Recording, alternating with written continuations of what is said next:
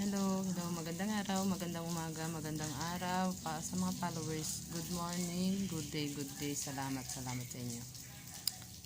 Eh, mga kabataan sa ngayon, ikaw, isa ka sa mga kabataan na tinutukoy ko. Para hindi ka magsisi sa kinabukasan, alam mo kung anong dapat mong gawin. Piliin mo ang taong mahal mo at mahal ka. Mahirap sa mga kabataan sa ngayon. Basta nakita nilang mahal sila, ay hindi nila mahal, sinusunggaban lang nila.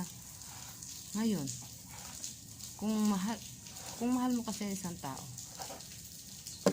hindi ka magsisisi. Kailangan, mahal ka rin niya. Para fair. Dahil kapag isa lang ang nagmamahal sa inyo, merong sisihan balang araw. Kailangan sa inyo, patas lang.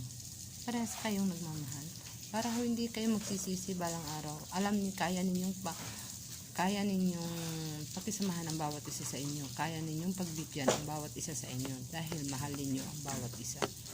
Pero kapag ang isa lang nagmamahal sa inyo, maraming sisihan, maraming away, kaysa ganyan, kaysa ganito. Mahirap magsisi sa huli. Pamilya ninyo ang madadamay kapag hindi nyo mahal ang inyong asawa o hindi kayo mahal ng asawa ninyo. Kaya kailangan parehas kayong nagmamahal. Yan ang tanda ninyo mga kabataan ngayon. Kahit matanda na kayo, saka lang kayo mag-asawa kapag makakakita na kayo ng para talaga sa inyo. Yung mahal mo at mahal ka. Yun lang. Salamat.